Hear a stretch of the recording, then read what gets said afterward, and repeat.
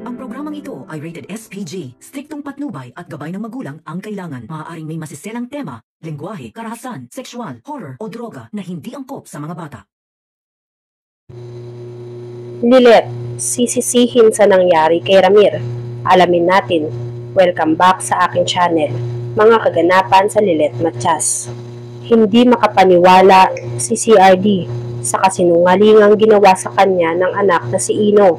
Hindi niya nga matanggap na ang pinaglaban niya sa korte ay mali at hindi tama.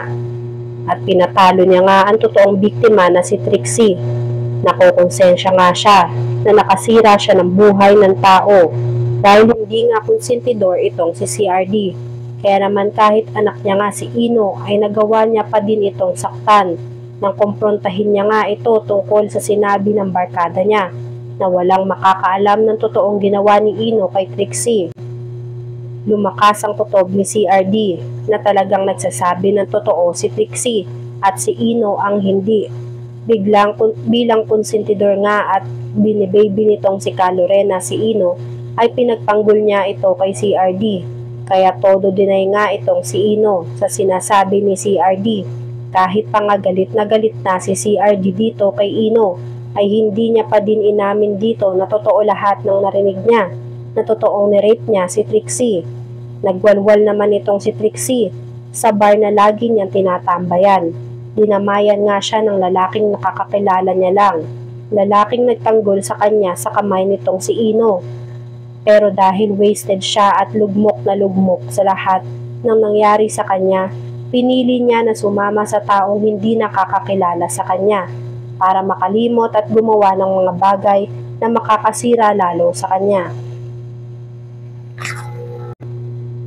Ang worst pa nga ay inaya niya ang lalaki sa isang tahimik na lugar para doon na lang silang dalawa magsolo at matulungan siya nito na makalimot sa nakaraan at makalimot sa lahat ng mga nangyari.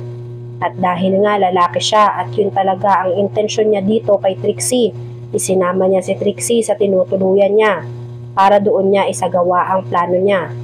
Tutal naman nga at ito ngang si Trixie ay pakawala na at gagawin na ang lahat para makalimutan ang mga masasamang nangyari sa kanya.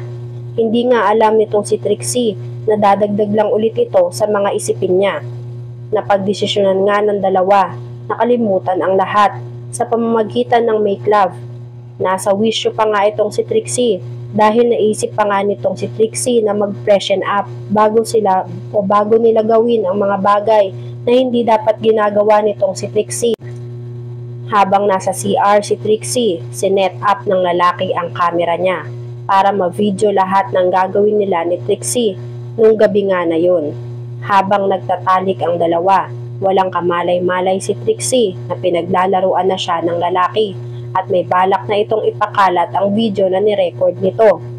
Nung nahimasmasan na nga itong si Trixie, ay agad na siyang umalis at umuwi nga ng bahay nila.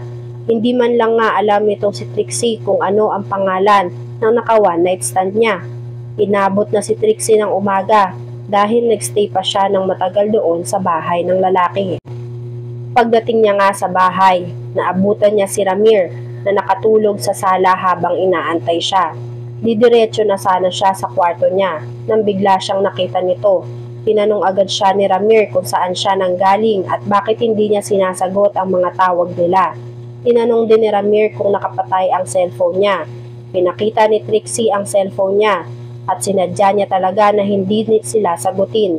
Dahil pagod na nga daw itong si Trixie na intindihin ang sarili niya dahil wala na ngang naniniwala sa kanya.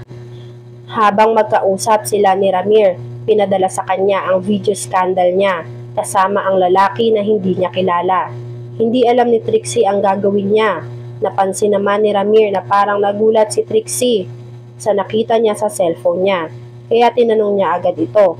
Pero hindi masabi ni Trixie ang nangyari at bagong gulo na pinasok niya, kaya nagagawan sila ng CP. Tumilapon ang cellphone ni Trixie. Pinulot ni Patricia at nagimbal si Patricia sa nabasa niya sa cellphone ni Trixie. Pinaamin niya si Trixie kung ano ang isinend na video sa kanya. Sa sobrang maldita nga nitong si Trixie, ay inamin niya ang sex scandal niya nga ang kumakalat. Papanoorin at kukunin sana ni Ramir ang video ni Trixie pero pinigil siya nito. Galit na galit si Ramir. Napagbintangan pa nga nito si Ino na si Ino daw ang kasama ni Trixie sa video. Tinanggi agad ni Trixie yun. Hindi niya daw alam kung sino ang nakasex niya. Kaya naman lalong nagalit at nanlumo si Ramir sa ginawa ng anak niya. Dahil nakipag-sex daw ito si Trixie sa lalaking hindi niya kilala. Anong klaseng babae ba itong si Trixie? Habang nagsermon nga itong si Ramir, narindi na itong si Trixie at umalis. Naiwan ang mag-asawa na nanlulumo sa panibagong haharapin nila na problema. Nagawa na naman itong si Trixie. Samantala, kahit nga hindi nakatulog itong si Lilet, kakaisip sa kapatid niyang si Trixie, ay pumasok pa din ito. Dito nga sa trabaho niya. Ikinagulat ng pamilya ni Lilet ang kumakalat na video scandal ni Trixie. Kaya naman minabuti nila na itago na lang kay Lilet ang napanood at natuklasan nila dahil malamang nga daw ay dadagdag na naman yan sa isipin at stress ni Lilet. Awang-awa sila sa sinapit ni Trixie dahil bigla na lang naging pakawala ang batang si Trixie. Hindi nila inaasahan na umuwi si Lilet kaya napahinto sila sa pag-uusap tungkol kay Trixie. Pero sadyang kailangan nga nitong si Lilet na malaman kung ano ang nangyari kay Trixie. Kaya sa hindi sinasadya ay nasabi ng isa niyang kasama sa bahay ang tinatago nila Ses na may skandal daw itong si Trixie at kalat na nga ito. Nagulat si Lilet dahil kung ano na naman nga problema ang pinasok ni Trixie. Nilekturan niya ang mga pamilya niya na huwag ikalat ang video at baka pati sila nga daw ay makasuhan.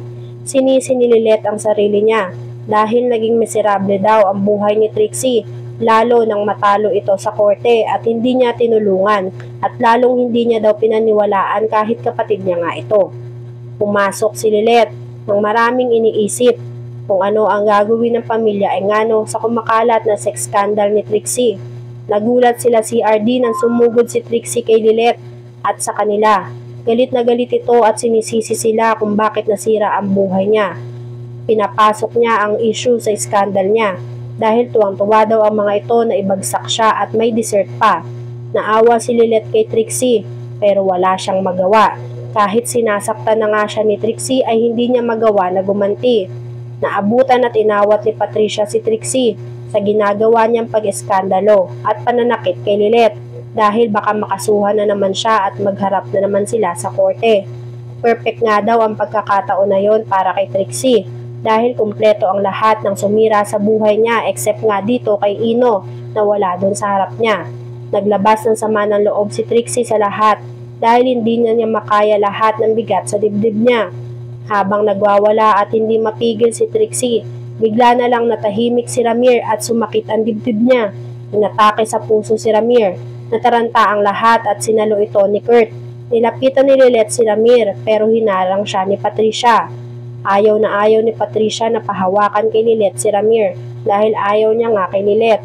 Takot na takot naman si Lilet sa nangyari kay Ramir kaya humingi agad sila ng tulong. Dinala si Ramir sa ospital. Sising-sisi si Lilet sa nangyari. Ano kaya ang kahihinatnan ni Ramir? Maliligtas kaya siya sa nangyari sa kanya? Si Lilet na naman ba ang sisisihin ng pamilya ay ngano sa nangyari kay Ramir? Yan nga ang mga kaganapan at mga dapat nating abangan sa Lilet Matias. Kung gusto nyo pa ng mga ganitong klaseng video ay mag-subscribe at i-like itong video na to. Maraming salamat po.